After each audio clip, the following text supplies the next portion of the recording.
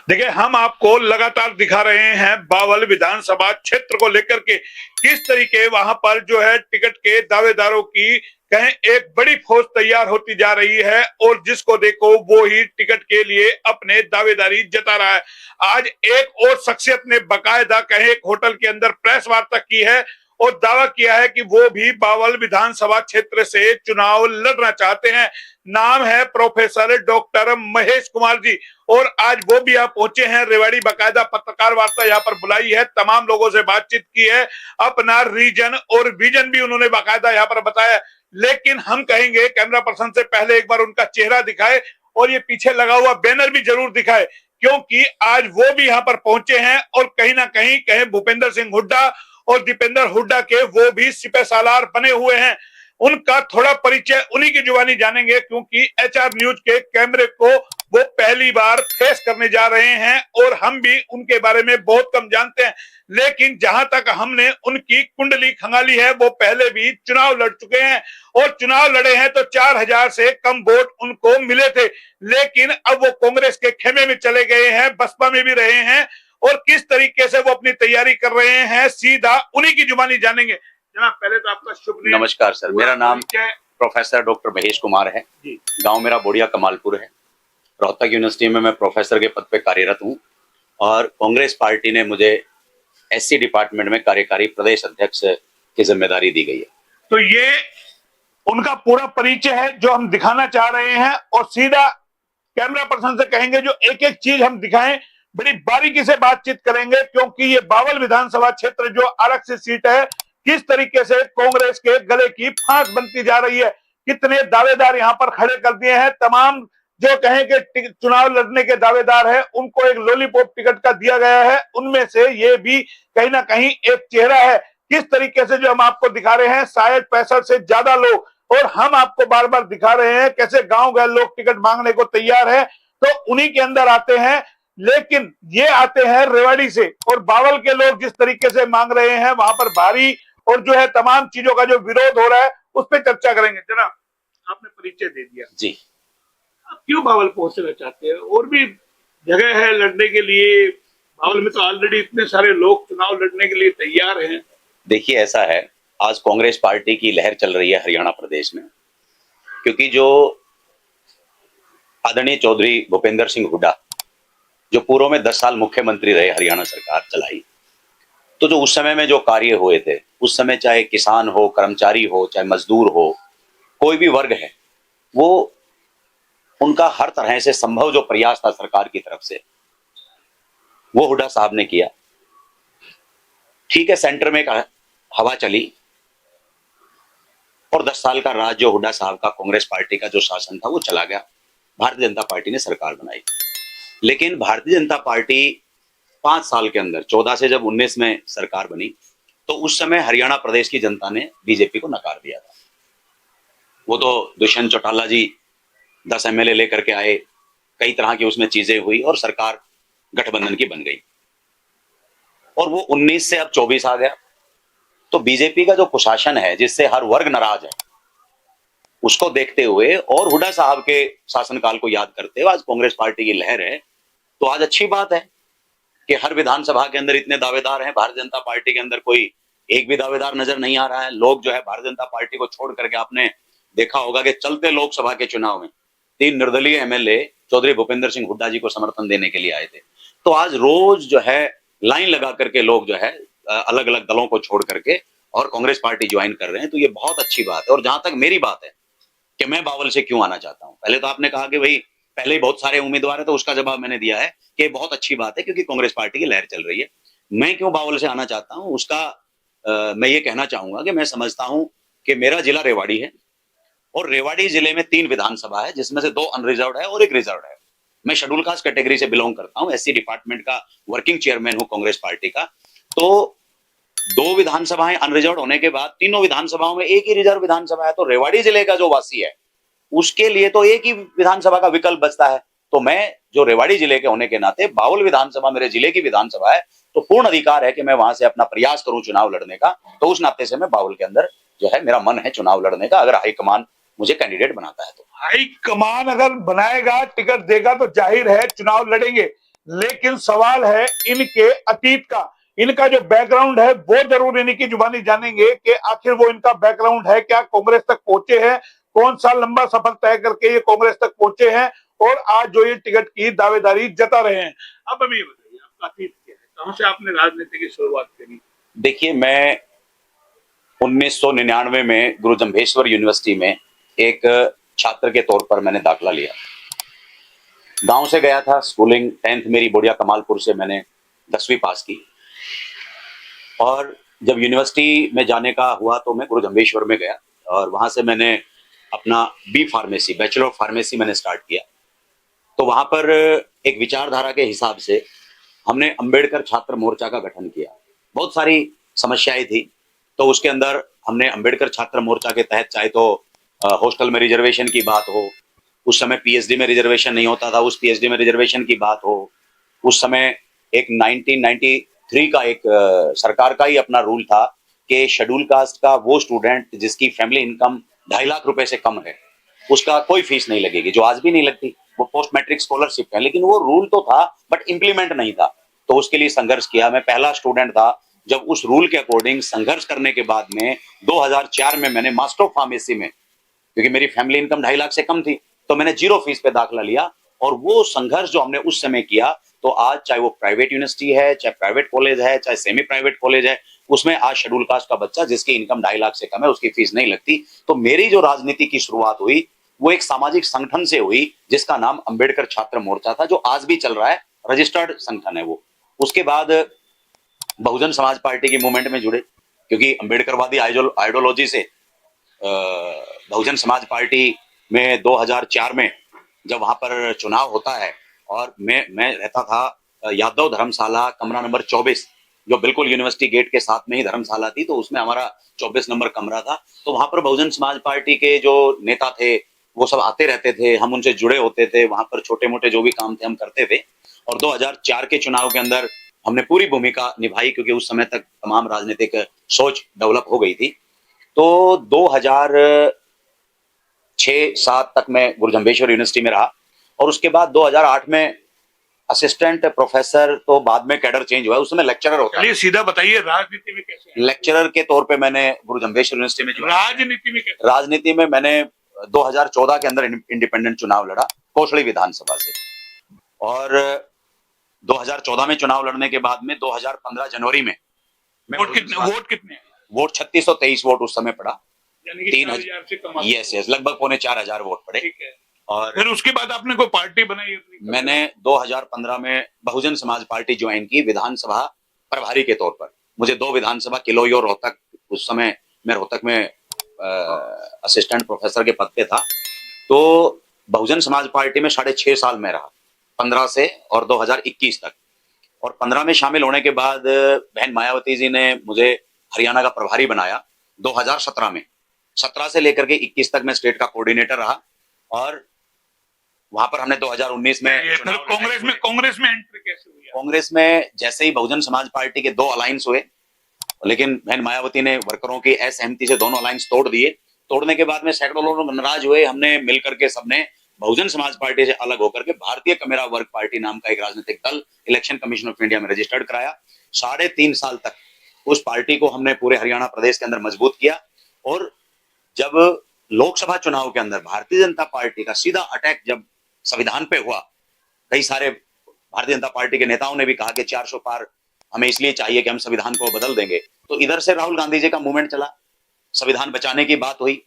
तो हमें लगा कि संविधान के रक्षक और भक्षक के बीच में ही ये सारा चुनाव रहने वाला है। संविधान के भक्षक के तौर पे भारतीय जनता पार्टी सामने खड़ी है और संविधान रक्षक के तौर पे कांग्रेस जो आज आगे बढ़ रही है। तो फिर हमने आगे बढ़ करके अपनी पार्टी को कांग्रेस पार्टी में विलय किया कि अलग अलग लड़ेंगे तो हो सकता है कि दोबारा भारतीय जनता पार्टी को कोई मौका मिल जाए।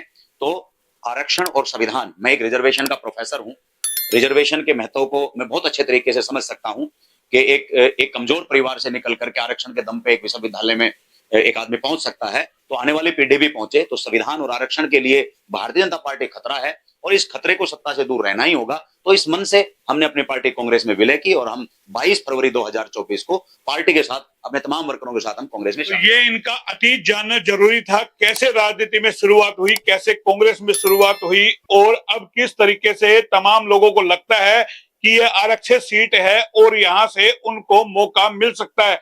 लेकिन जाहिर है जिस तरीके से लोकसभा चुनाव के परिणाम आए, 5 सीटों का डेंट जिस तरीके से भाजपा को लगा और जिस तरीके से पूरा कहें कि आरक्षण को लेकर के, संविधान को लेकर के पूरी मूवमेंट चली, उससे कहें कि पिछड़ा वर्ग के लोग कांग्रेस के साथ जुड़ गए और अब सभी को लगता है कि टिकट उनको मिलनी चाहिए। लेकिन यहां कहीं ना कहीं एक बड़ी मुसीबत खड़ी हो रही है कि जिस तरीके से टिकट के दावेदारों की बड़ी फौज खड़ी हो रही है, वो कहीं ना कहीं कांग्रेस के लिए बड़ी चुनौती बन रही है। आप ये बताइए, जिस तरीके से आप तमाम लोग, शायद 65-70 लोग हो गए, गांव के लोग टिकट मांग रहे हो, अब तो नहीं लगता है बगावत ज्यादा होगी अगर टिकट किसी एक को मिलेगी? वहां बाहरी का भी नारा लग रहा है कि आप तो रेवाड़ी से हैं, बावल में जाके क्यों लड़ रहे हैं? बावल के प्रॉपर लोग हैं, वो बड़ी तैयारी कर रहे हैं, कोई बाहर से आ रहा है, अन्य स्टेटों से आ रहे हैं वहां पर चुनाव लड़ने के लिए। तो मेरा सीधा सवाल ये, जिस तरीके से कांग्रेस को लेकर उत्साह है, इसको किस तरीके से आप देख रहे हैं?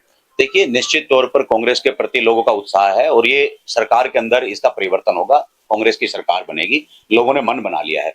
जहां तक है दावेदारों की फौज, तो मैं एक पार्टी का पदाधिकारी भी हूं, मैंने बताया मैं एक वर्किंग प्रदेश अध्यक्ष भी मुझे पार्टी ने जिम्मेदारी दी है। तो ये बातें तमाम हम करते भी हैं बीच में कि अगर मुझे मौका पार्टी हाईकमान देता है, जो भी पार्टी का प्रोटोकॉल है, तो हम लड़ेंगे।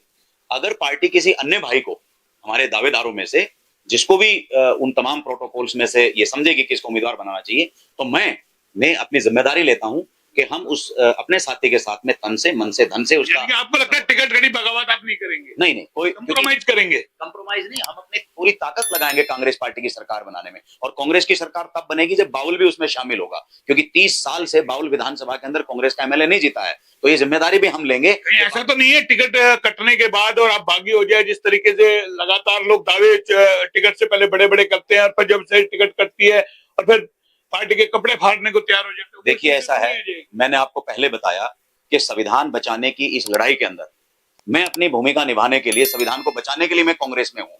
तो जैसे मेरी भारतीय जनता पार्टी से एक विचारधारा की लड़ाई है और उस विचारधारा के अंदर मैं कांग्रेस पार्टी को अपने विचारधारा से मेल खाते हुए देख पाया, इसलिए मैं पार्टी में हूं। और मेरा लक्ष्य यह है कि भारतीय जनता पार्टी की सरकार हटे और कांग्रेस की सरकार बने, उसमें मुझे टिकट मिलना ना मिलना ही तो बहुत। अब आप ये बता दीजिए, वहां पर भाजपा से बनवारी लाल जी है, 2 बार लगातार वो है, तीसरी बार शायद उनको फिर टिकट भाजपा देगी और बनाएगी वहां से। आपको नहीं लगता बड़ी चुनौती कांग्रेस के लिए? देखिए, मैं तो ये कहता हूं कि बनवारी लाल से मुकाबला करने के लिए आप मैं तो ये कहता हूं कि बनवारी लाल जी को टिकट मिले, क्योंकि अगर बनवारी लाल जी को प्रत्याशी बनाया जाएगा तो कांग्रेस के लिए जीत और बड़ी हो जाएगी, क्योंकि एक तो सरकार की एंटी इनकम्बेंसी है, दूसरा स्पेशल जो है व्यक्तिगत तौर पे बनवारी लाल जी की एंटी इनकम्बेंसी है। 1-1 हजार करोड़ के घोटाले हुए हैं, जिनकी वजह से नीमराना के अंदर हॉस्पिटल भी बन रहा है। मैं पूरे बावला क्षेत्र में घूम रहा हूं, हर व्यक्ति आज दुखी है, हर वर्ग आज दुखी है। किसी की भी, कोई भी बनवारी लाल जी के पास जाता है तो जो है उनसे मिलना, तो मामला भी तो एचआर न्यूज ने उठाया था। बिल्कुल, हम स्वागत, आपके लोगों ने तो कहां मामला उठाया, वो भी एचआर न्यूज ने नहीं। देखिए, ऐसा है, आप एक बड़े पत्रकार हैं, ये मैं जिस चैनल पे मैं बैठा हूं, एचआर न्यूज एक बहुत बड़ा प्लेटफॉर्म है और आप लोग हमेशा जो है बड़ी बारीकी से हर मुद्दे को उठाते हैं, तो इस बात के लिए हम आपका थैंक्स करते हैं। लेकिन ऐसा नहीं है, आप लोगों ने उठाया तो उसके बाद कांग्रेस पार्टी ने भी उसको कहां सड़कों पे उतरे आप लोग? कहां सड़कों पे उतरे? आपको क्या मालूम है उसका स्टेटस क्या है? देखिए, सड़कों पे उतरने की जहां तक बात है, हमारी पार्टी के जो नेता हैं वो तमाम जो है और जो वर्कर है वो इस बात की चर्चा करते हैं। भाजपा ने तो उनको प्रमोट कर दिया ना, तो यही तो से हटा करके पीडब्ल्यूडी मंत्री, यही तो भाजपा का कुशासन है कि भ्रष्टाचारियों को यहाँ पर प्रमोशन मिलता है। जैसे मंत्री संदीप मंत्री, जिसके ऊपर आरोप लगे और उनको मुख्यमंत्री अड़ गए कि हम इनको जो है मंत्रालय से नहीं हटाएंगे, और ऐसे बहुत सारे ऐसे एग्जाम्पल है। तो चाहे तो वो भ्रष्टाचार की बात हो, चाहे वो जो है अन्याय अत्याचार की बात हो, वो चाहे अपने चरित्र की बात हो, तो भारतीय जनता पार्टी तो इन तमाम चीजों के लिए उन भ्रष्टाचारियों का सपोर्ट करती है। तो इसीलिए भारतीय जनता पार्टी की तरफ आज सब लोग जो है मुंह फेर करके देख रहे हैं, कांग्रेस पार्टी आगे बढ़ रही है। तो अगर बनवारी लाल जी को टिकट मिलता है तो कांग्रेस के लिए और बड़ी जीत हो जाएगी। मैं तो कहता हूं भारतीय जनता पार्टी को कि उनको बनवारी लाल जी को ही जो है उनको कैंडिडेट बनाना चाहिए। तो जब जब जब बड़ी जीत होगी तो फिर कोई मुकाबला है ही नहीं, वो तो सीधा सीधा। लेकिन बावल का जो ये सूखापन है, क्या आपको लगता है पूरा कर पाएंगे? आप में से कोई ऐसा दमदार नेता है, या आप हैं, या डॉक्टर एमएल रंगा है, भगवाड़िया है, बहुत सारे लोकल लोग हैं, बहुत सारे फेसबुक या नेता हैं जो लगे हुए हैं फेसबुक पे, अपना वीडियो बनाते हैं, डालते हैं, अपने टिकट की दावेदारी जताते हैं। आज तो देखो, जिसको देखे वो फेसबुक या नेता बना हुआ। देखिए मोहनलाल जी, ऐसा है कि स्थिति डिपेंड करती है। आज परिस्थिति क्या है, आज पार्टी चुनाव लड़ेगी, आज कैंडिडेट चुनाव नहीं लड़ेगा। कैंडिडेट का चेहरा होगा, कैंडिडेट तो लड़ेगा, लेकिन आज पार्टी भूपेंद्र सिंह हुड्डा जी की लहर है, आज कांग्रेस पार्टी की लहर है, आज राहुल गांधी जी की लहर है, आज दीपेंद्र हुड्डा जी को पूरे प्रदेश ने अपना नेता मान लिया है। आज हरियाणा मांगो हिसाब के कार्यक्रम के अकॉर्डिंग आज पूरे प्रदेश के अंदर दीपेंद्र हुड्डा जी जा रहे हैं, तो आज लाखों लाखों की भीड़ उनके पीछे चल रही है। आज ये 15 सवाल जो 10 साल के अंदर भारतीय जनता पार्टी ने छोड़े हैं, ये बहुत बड़ा अभियान है। तो आज कांग्रेस की लहर है, चाहे उसमें हमारा कोई भी साथी हो, डॉक्टर महेश उसमें कोई वजूद नहीं रखता। उसी तरीके से रेवाड़ी में क्यों नहीं है? रेवाड़ी में तो आपका एक कैंडिडेट है, रेवाड़ी में टिकट के दावेदार क्यों नहीं है? जिस तरीके से भाजपा की यहाँ पर भीड़ लगी हुई है, बावल में आपके वहां भीड़ लगी हुई है, तो इस भीड़ को किस तरीके से देखिए ये भीड़ तो अच्छी बात है ना। देखिए सुनिए, पार्टी है, कोई नेता है, क्या करता है? नहीं, क्यों आ रहे हैं? वजह क्या? आपके वजह पार्टी की लहर चल रही है, एक मक्खी की तरह आ रहे हैं ये तमाम लोग। मक्खी कहाँ आती है, मैं आपसे जानना चाहता हूँ। नहीं, जहाँ पे मक्खी तो आप अपने अपने जो है हिसाब से देखते हैं। यहाँ मक्खी तो जो है शहद पे भी आती है, मक्खी तो मिठाई पे भी आती है, मक्खी अच्छी जगह जाती है। तो जो कांग्रेस पार्टी में आज मिठास है, कांग्रेस पार्टी का शासन जो है लोगों के अकॉर्डिंग रहा है। आज यही चीज तो बीजेपी 2019 में समझ रही थी, मक्खी जो है शहद पे आती है, मिठाई पे आती है। लेकिन आपको अगर बुरा ना लग जाए, मक्खी तो गंदगी में सबसे ज्यादा आती है। मिठाई पे शहद पे तो उड़ा देगा, लाला क्यों गुड़ पे मक्खी बैठने देगा? नहीं, ऐसा वो उड़ाने पे, अब कूड़ा तो उड़ा नहीं सकता, कूड़ा खुद नहीं उड़ा सकता। तो पूछ रहा हूँ ना। देखिए कूड़ा ऐसा तो नहीं है उल्टी कहानी के चक्कर में कूड़ा मक्खी को खुद नहीं उठा सकता। वही पूछा आप लोग। इसलिए मक्खी वहां पर रहती है, क्योंकि कूड़ा खुद नहीं उठा सकता। लोकसभा में भी राव इंद्रजीत ने 22,000 की लीड आपको, लेकिन आप ये भूल गए हैं कि 2019 के अंदर वही लीड 88,000 की थी। इस बात को देखिएगा आप, 60,000 से 67,000 की लीड कम। मैं वही कह रहा हूँ, 65 लोग टिकट के दावेदार सारे मिलकर के अगर पासा नहीं पलट पाए, वहां से माइनस नहीं कर पाए, 22,000 से अभी भी राव इंद्रजीत वहां जीते हुए हैं, कर दिया। तो इतना बड़ा 67 का माइनस कोई छोटी बात नहीं है। जो 4.5 5 लाख से जो इस इलाके का राजा कहलाने वाला आदमी जो जीतता था, वो मात्र 75,000 की जीत जीता है। ये कोई जीत नहीं है। वो तो जो पार्टी ने कैंडिडेट बनाए राज बब्बर जी, वो उनको समय कम मिला, उनको जो है बिल्कुल चुनाव के नजदीक कैंडिडेट बनाया। अगर उनको 10-15 दिन और मिल जाते और ये पूरा चुनाव अगर समझने में अगर समय मिलता, तो मैं आपका दावा करता हूं इस चैनल पे बैठ करके कि करीब 1.5 से 2 लाख की हार राव। वो मुद्दा भी तो आपको मोदी जी ने दिया ना। आपका मैनिफेस्टो पढ़ करके, मैनिफेस्टो में मुस्लिम लीग और ये तमाम चीजें, और उनके सांसदों ने कहा हम संविधान बदल देंगे, 400 सीटें चाहिए, वही मुद्दा तो आपके हाथ लगा। उसी के बाद तो लोग नहीं हाथ नहीं लगा, मुद्दा तो बनता है, हाथ कहाँ लगा? वो तो जो नेता ना, वहां बीजेपी फेल हो गई आपकी। बीजेपी फेल हो गई, और बीजेपी के फेलियर ही कांग्रेस पार्टी का जो ऊपर का जो पहले का जो शासन रहा, सिर्फ बीजेपी का फेल होना नहीं है। जो कांग्रेस पार्टी का पहले शासन रहा लंबे समय तक, जो 100 गज के प्लॉट है, सरकारी नौकरियां हैं, इंस्टीट्यूशंस को जो है का सरकारीकरण बरकरार रखना है, किसानों की मदद करना है, अभी किसान जो पंचायतों को उनका अधिकार देना है, कच्चे कर्मचारियों का सम्मान करना है, ये तमाम चीजें जो है, खिलाड़ियों का सम्मान करना है, खिलाड़ियों को पोस्टर भी देख रहे हैं, ये आपकी पूरी क्या विधानसभा चुनाव की पूरा तैयारी आप लोग करके चल रहे हैं? नहीं, ये तो हमारी पार्टी का मैनिफेस्टो है। जो मैनिफेस्टो हमारा लोकसभा के चुनाव में जो न्याय पत्र जो हमारा सेंटर की तरफ से आया, और प्लस में जो हरियाणा प्रदेश के अंदर हमारे आदरणीय प्रदेश अध्यक्ष चौधरी उदय भान जी ने, हमारे बाबरिया साहब प्रभारी ने, और हमारे सीएलपी लीडर भूपेंद्र सिंह हुड्डा ने जो घोषणा पत्र बनाया, ये वो घोषणा पत्र है। उसको लेकर के भी हम जनता के पास जा रहे हैं। जनता के पास जा रहे हैं, ये बैनर को जरूर दिखाए, कैमरा पर्सन से कहेंगे कि तमाम अपनी गाड़ी के अंदर लेकर के चलते हैं। जब भी प्रेस कॉन्फ्रेंस होती है, गांव में वोटों के लिए जाते हैं। लेकिन यहाँ पर स्थिति अब दूसरी हो गई है कि टिकट को लेकर के जिस तरीके से घमासान यहाँ पर मचा है, कितना फायदा कांग्रेस को देगा, किस तरीके से देगा, अभी देखना होगा। लेकिन टिकट वितरण होते होते क्या स्थिति बदलेगी, क्या कुछ होगा, तमाम चीजें सामने आएगी। और एचआर न्यूज आपको दिखा रहा है किस तरीके से बावल हो, कोसली हो, रेवाड़ी हो, कल भी हमने आपको दिखाया था किस तरीके से यहाँ पर विनय जी का जो विश्लेषण आपको दिखाया था कि किस तरीके से यहाँ पर दावेदारों की एक लंबी कतार खड़ी हो रही है। लेकिन जिस तरीके से अति उत्साह के अंदर कांग्रेस है क्या उसको बरकरार रख पाएगी या आने वाले दिनों में नुकसान होगा, तमाम चीजों का आकलन भी एचआर न्यूज करेगा। और जिस तरीके से नेता निकल के आ रहे हैं, प्रेस कॉन्फ्रेंस कर रहे हैं, इससे कहें कि पार्टी के लिए एक अति उत्साह का नंबर भी बनता है कि जाहिर है वहां टिकट के दावेदारों की बड़ी फौज है, लेकिन ऐसी ही फौज अगर हर विधानसभा क्षेत्र में हो तो और भी नजारा अलग हो सकता है, क्योंकि बावल आरक्षित सीट है, यहाँ पर आरक्षित लोग ही लड़ सकते हैं, पिछड़ा वर्ग की सीट है, इसी तरीके से पटौदी है। लेकिन रेवाड़ी की जो सीट है ये कहीं ना कहीं हॉट सीट हरियाणा के अंदर बन गई है, इससे निपटना पार्टी के लिए बड़ी चुनौती होगा। फिलहाल इतना ही। कैमरा पर्सन पंकज के साथ मोहन लाल, एचआर न्यूज, रेवाड़ी।